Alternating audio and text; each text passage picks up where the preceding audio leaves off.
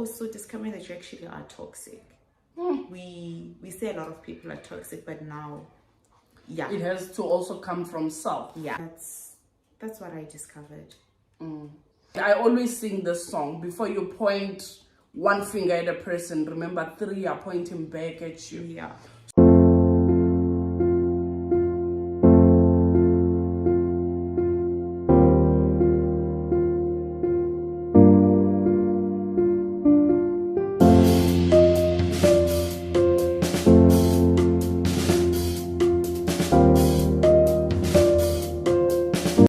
Once again, hi my VIPs, you guys are more than welcome to our YouTube channel, Queen Rami Talks.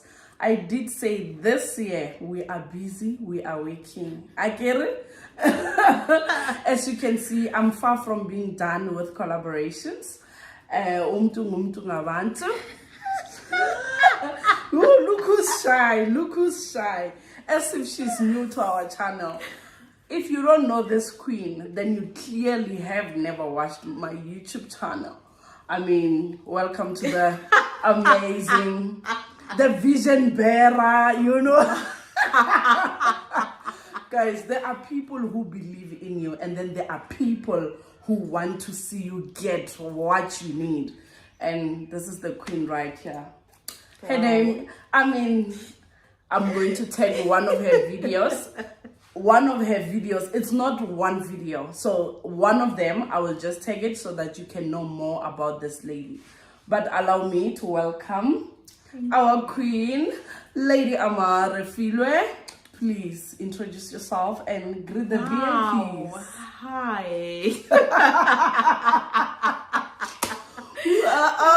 This is awkward because I never know how to introduce myself. Okay, Refilwe, I will just. Yeah, that's my name. Okay. I never know how to introduce myself.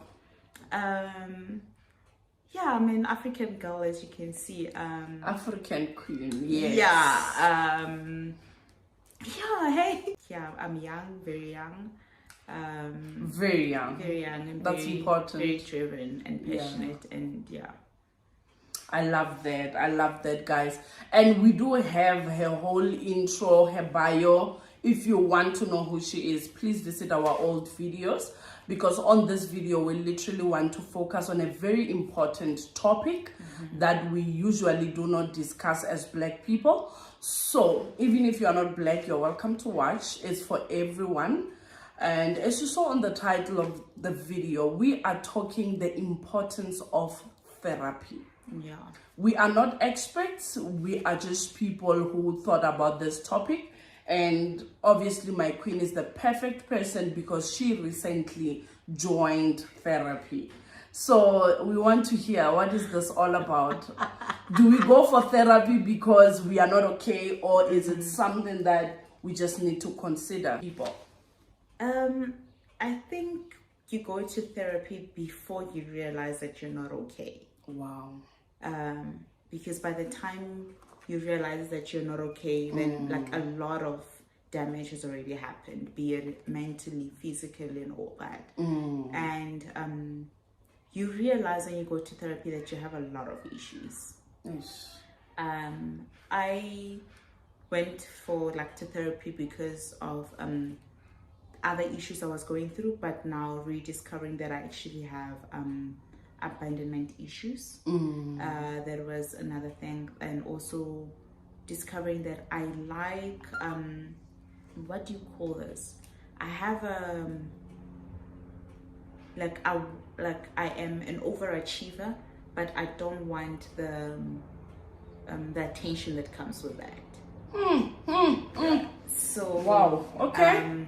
That's something that I was able to pick up. Also, my therapist also picked up, is like, you go into a place, you already command a certain level of, respect. You're like, without even saying, there's already that attention that comes, but then now you want to dim your light. Yeah. So that's something that I do a lot, and I don't know how to take in compliments even now.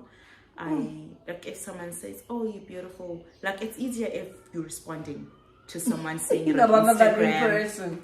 Yeah, in person, like, you would think something is wrong, or you think I'm mean, or like what's happening. But what is that? Is it trauma? Yeah, and also the fact that you sometimes feel like you were never enough, you know, and also when you always had to prove yourself, when you always had to, you know, be treated, you're always the one who was treated differently, and at school as well, I would say a love of a father to every girl child is very important. Very. I never received that. So if I had, you know, received that validation, that affirmation from my father growing up, it would have helped in terms of if someone says you're beautiful, I would believe it. But then now when someone says I'm beautiful, it took me a while for me to believe that they're genuine. You know, sometimes you'd be like, oh no, I know I'm pretty, I know I'm beautiful. But then when it comes from outside, it's hard for you to say, oh no, I believe it, I receive it, this person is being genuine. Sometimes you're really thinking, what are the intentions behind this? What do they want? What do they want? Gosh. Are they saying it because, you know, some people just say, oh, you're beautiful, but then they don't really mean it. So there were all those things that I had to, you know, discover during therapy. So did it have to take therapy for you to realize all those things? Because, I mean, if somebody, like, not everyone has good intentions, of course. That's how life is. Yeah. But did it have to take therapy for you to get to a place of realizing all those things? It had to, because I think sometimes if you say something and we're friends and I'm like, no, that's not nice, you're not going to take it as serious as when someone says, but that's a toxic trait.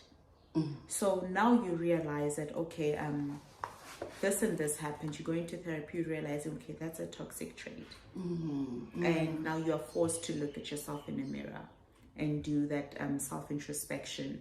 You have to analyze a lot of things that you're doing. You are now analyzing self.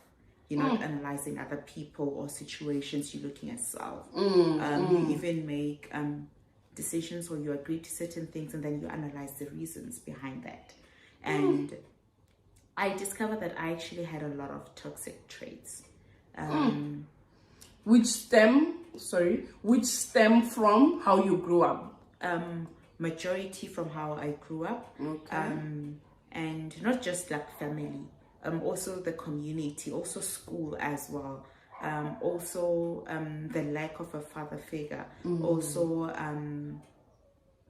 the like society as well. You know, like every single aspect made a contribution to who I am now.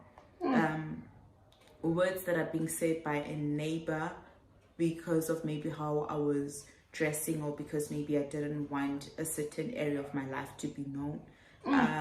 Like things like, or before you know, all those things. Yeah. You know, things like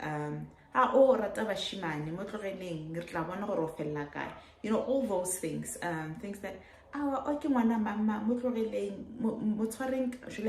because family eso, or things like we expected better from you, like as compared to what you expected, you know? Or things like, cousin, why am I now being compared to my cousin? You know, and then now, because I'm being compared to my cousin, because we're compared. But then on a normal level, my cousin and I would find that we actually would be good friends or have a good relationship. But now, because in the family we are being compared amongst each other, we're now competing against each other. And you realize we actually need each other. We don't even have to compete. So now the competition, because it's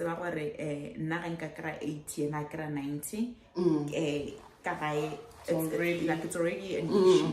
So all those things are things that that I didn't realize, and also discovering that you actually are toxic.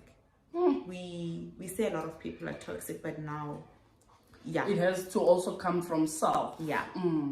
So that's what I discovered. Oh, you've said a mouthful. I think this is really an eye-opener. Yeah, before you point, I always sing this song. Before you point one finger at a person, remember 3 are pointing back at you. Yeah. So, what do you think led you to go to therapy? I had gotten out of a marriage that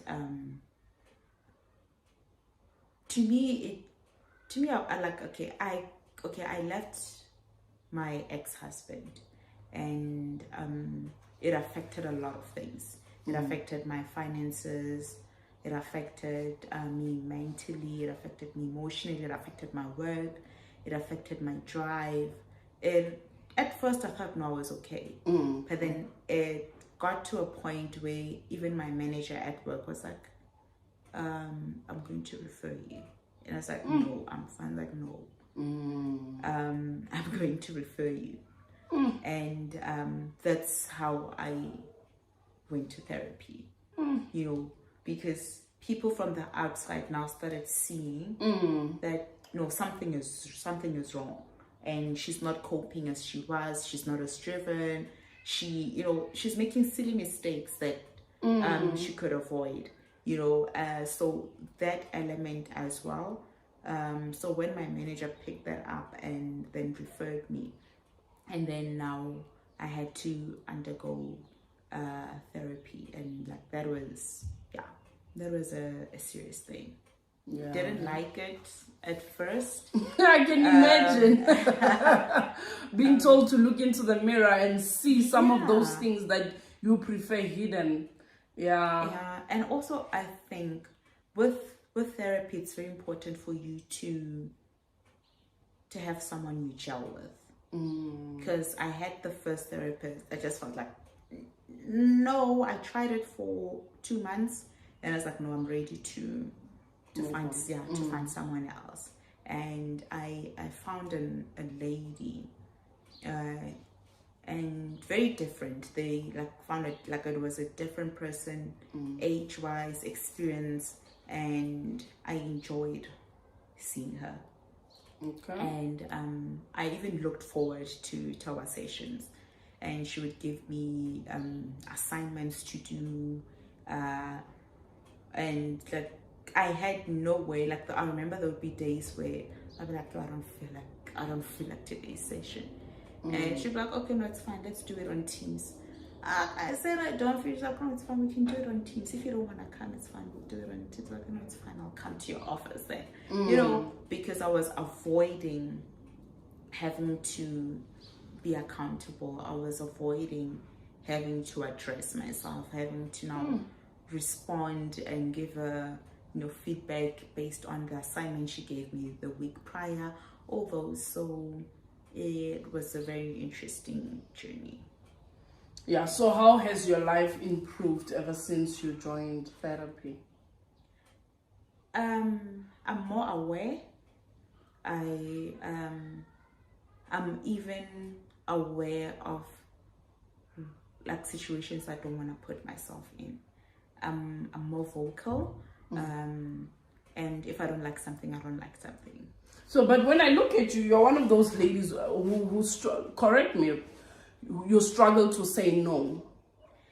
Yeah, I do. I do. I struggle. I feel like if I'm saying no, in a way, I'm letting someone down. But what about you? Yeah, well, okay, that was before therapy. Now I am able to say, I can't. And to even a point where I don't even have to explain why. Wow. That's big. Yeah, I can say, okay, no, it's fine, but unfortunately I'm not available, or unfortunately I can't. I don't even have to explain my reason as to why or not. I can say, oh, okay, that's cool, enjoy. Already I'm removing myself. I'm at a place where if I'm saying no, I don't have to. And if you make it a big deal, that's fine. Nah. But it's still not going to change the fact that I said no. Yeah, I said no. But then it was more like I didn't want to disappoint people. I don't want, like, it was more about people than about me. Nah. Yeah. So how has, because I know I don't struggle to say no. If something... No, you don't. No. Are you coming to... No, I can't. No, you don't. I can't afford that. Yeah, No, that's you me. don't. But how do you feel like this saying no, what do we call it? How do you feel it has affected your environment, be it friendships, be it your past relationships? How has it affected you? You allow a lot of things. You allow a lot of Even crappy toxicity. Things. Yeah, you allow them to happen. And the minute you allow certain things into your space, the minute you change and you start saying no, is that, but you've always allowed this. Yes. You've like, I've already, gotten How is it used wrong to. now? Yeah, how is it wrong now? And now, you think about it like, yeah, but I've always done this. Why am I now? I've always allowed this trait. I've always allowed this behavior. I've always contributed towards this behavior. I allowed this person to speak down on me, and I allowed it. And what's so different now? Ish. So that's where the issues stem from. And initially there are people who be like, you've changed, you're now different, and we will not accustom our life to this change. And people remove themselves, and you allow people to remove themselves, because if you are now being a different person and people cannot adjust to that, then we grow, and only a certain people will grow with you and transition with you. Because I believe the person you were 5 years ago is different from the person that you are. Way too different. And if people are willing to transition with you in all that change, that's fine. It works. But then there are other people who won't transition with you. During your transition, they will either remove themselves, or things will happen and you guys will just stop communicating. And that's okay, because there's a reason we have 4 seasons. And even with the 4 seasons, they do not clash. When the other one comes, that's fine. We see the transition happening. So also in our lives, we need to allow and understand that people will come, and when the transition happens for a new season to come in, there might be those who will be there, and there might be those that will be left behind. True. So yeah, that's... So guys, I hope you can just learn to say no. Not everything is for you. Not everyone is for you. And sometimes it's okay I'm coming to my next question. Sometimes it's okay for people to label you the way they want to. Yeah. You can't control how people label you. You can't control what they call you. What you can control is what you say to yourself. So, looking at you going to therapy and becoming a better person, being in a better place mentally, how has that affected your relationship with you? Are you loving yourself more? Are you more outgoing, or you are more introverted? What has happened to you, mainly emotionally? I've always been an introvert, right? But I also love people. And it's only now recently that I've allowed myself to have genuine relationships with people. My best friend, Dumisiku, she has this, she always you allow a lot of people in, you allow people to walk over you, you are very loving, you need to analyze, you don't have to have everyone in your space.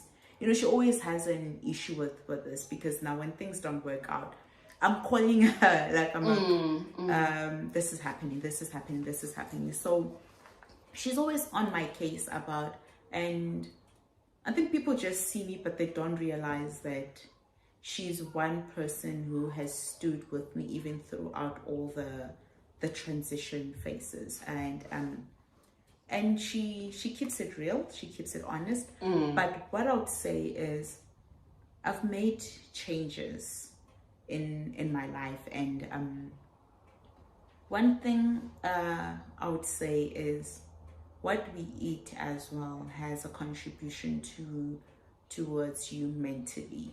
You know, if you are stress eating already, that also your body will always be used to fidgeting, to eating whenever it's stressed. But then now if you retrain your body, like you retrain your brain, that when we're going through stress, we're either gonna take a run, that's now you being active, you now doing like something that will, like, you know, be a positive thing to your body, right?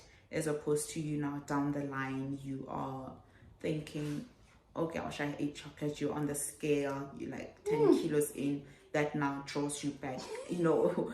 But then now, I know if I'm having a stress day at work and I know like things are bad, either gonna run, either gonna go for boxing class, or like I go to gym and all I want to do is run on the treadmill and put on my headphones and do not talk to me. I'll even have that "don't come at me" face. Like, even the trainers there will know on that day.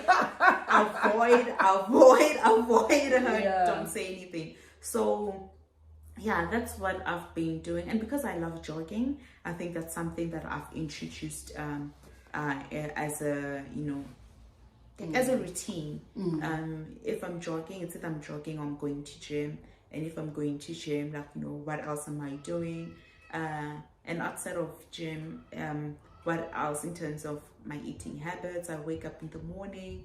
What do? I set my own goals, realistic goals, and I take it a day at a time, because sometimes you wanna achieve things based on the goals that Rami set for herself. You know, Rami will come out and say, yo, I lost 10 kilograms in 3 months, and I'm thinking, in my case, that's the same. But then and we're different. And we different, and you realize that on your side, like on my side, I have hormonal imbalance. That's right.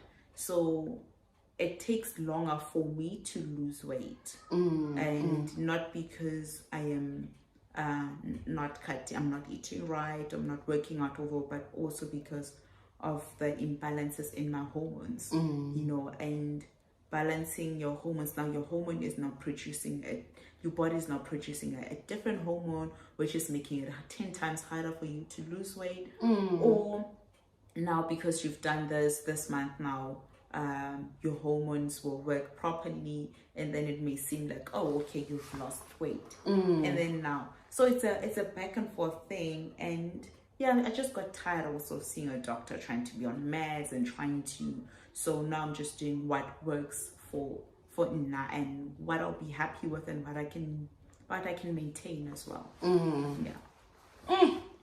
I like that. So in conclusion, right, why do you think men avoid therapy? Because I can tell you, it's a women's thing. Why are men avoiding? Because I feel like they are the ones who actually need it the most. I don't know. You can just tell us. We talk as women. Men don't talk. Men would, they act. Yeah, and they will brush over certain things. It's not easy for men to call each other out. We're having an issue now with, we look at the whole GBV thing and everything. As a group of friends, when we are men, we are able to, we know already that, no, that friend of ours is toxic, right? And as opposed to us calling our friend out, as opposed to now us telling a friend that, no, you know, if you continue this, we're going to take action. You know, we're actually going to now go as far as opening a case against you, because what you're doing is not good. We're going to encourage that behavior. You know, we're going to talk about it, laugh about it. But then we know, as men, we know. But then now, as women, we talk. You know, I can talk to you about the most upsetting thing, and I'll be okay. You know, as much as the men don't talk, I think maybe it's also that thing of saying that as a man you don't have to show your weaknesses. You don't have to, because if you show your weaknesses, people treat you differently. You won't be regarded as a leader or as a head of a family because of ABC and all that. But I also do believe that there are a lot of hits, a lot of things that a lot of black men take that they don't need to carry. They don't need to carry it. It's a lot already. The world is chaotic. They need to get help, because during that session you realize I have been going at life in a totally different way, and doing certain things, changing certain behaviors, and not doing things because this is how I was raised. Yeah. Or even saying that a man doesn't cry. We hear that a lot. That's so Asian. Yeah. Please cry out loud, Obviously to people you trust, but I feel like they really need to start being emotionally balanced and try to voice out.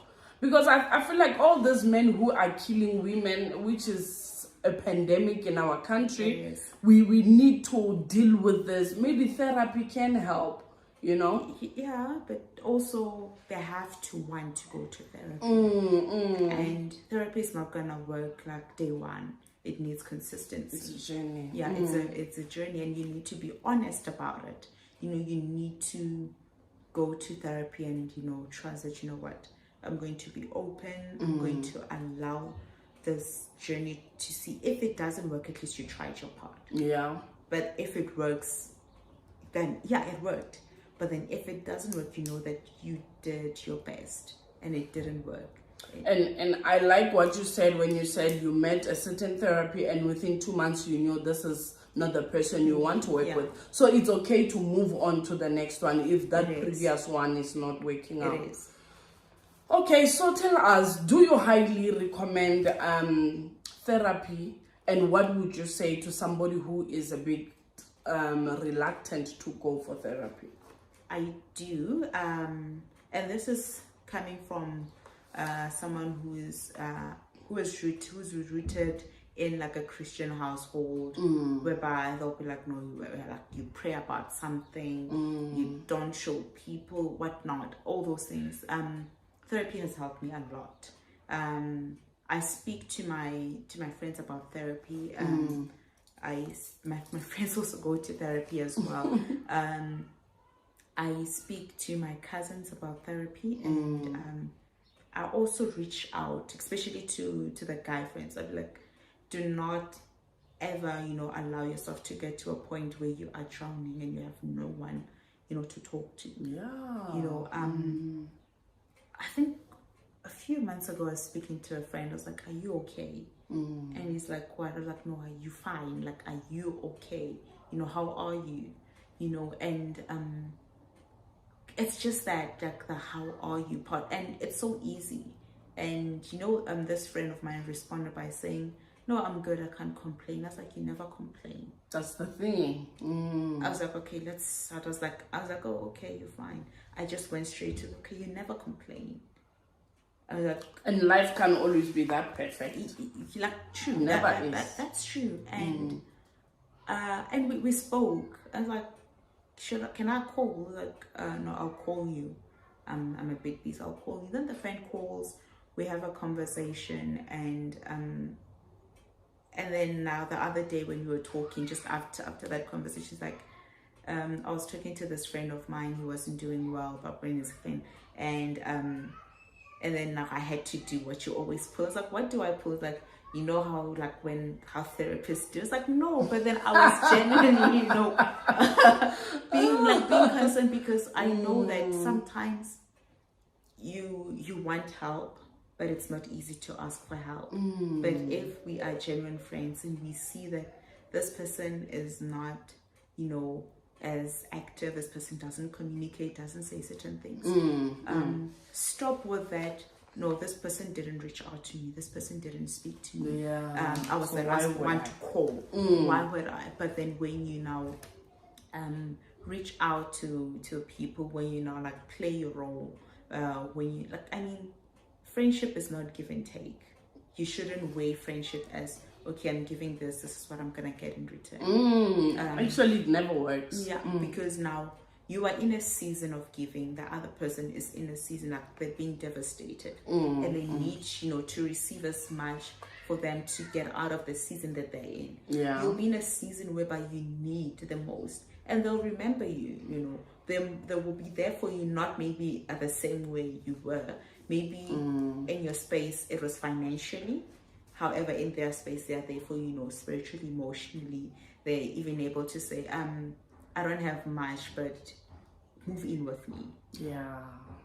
You know, just like, and you look at this. Sometimes we weigh things based on, I did this, they should do this, but sometimes you cannot give what you don't have. Yeah. And this is True. something that a friend said to me, I think Thursday.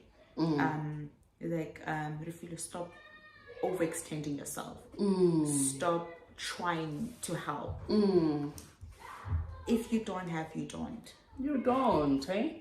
And that goes for everyone, even our families. Yeah. You know, because I feel like sometimes our family sees a certain image of us that is literally not there. Obviously, I cannot go on social media and post a blurry picture of myself. I'm going to post a clear, nice picture. But that doesn't mean that behind that picture, there is not someone who gets upset, who goes through dry seasons in their finances, who sometimes just wakes up and they are not in the mood. You understand? So we need to be understanding, even from family, from friends. We don't have it all together. We don't. You know? We don't. Yeah, I feel like, if you still are not thinking about going for therapy, then I don't know what you should, you know? Yeah. And I loved all the points that Refilwe brought out and how it has helped her to become a better person. And being a better person sometimes also means saying no. It does. And saying, I don't want to, I can't come, I'm not available, I put my husband or myself first. You know, sometimes you have to put yourself first, you know. But why do people deem that as a wrong thing? Because they've already given them the impression that what they were doing was right. So it's an ongoing thing. You allowed it. You allowed it. Eish. Stop allowing things. Ooh, I love that. Anyway, she will definitely be showing up in our channel. I've logged her on our YouTube channel, so she will literally be here as often as I want. I'm kidding. Next thing she comes and say, I told you I'll say no. I'm learning to say no. Not on this channel. Anyway, thank you so much for the honest conversation. Thank you so much for opening up. I think this is one area where as Black people we hardly ever talk about, because anything that has to do with getting your mental health intact is deemed as taboo in the Black community. But when we have this type of talks, it shows that you are not weak for going for therapy. No, you're not. You are not desperate. You just need to be in a right state of mind. And I'm actually more encouraged. I don't know if I will go, but I will go with my husband. But yeah, I think this is something that needs to be done. Thank you so much. You can just say your goodbyes to our VIPs and tell them when you are coming back. Bye, and please subscribe. Yes. Go to Queen Rami Talks. Yes. Subscribe. Subscribe. Yes. Like, share, tell your friends, your neighbor, your colleagues, whoever. I'll be back. Thank you. She almost said soon. So, anyway, thank you so much. See you once again.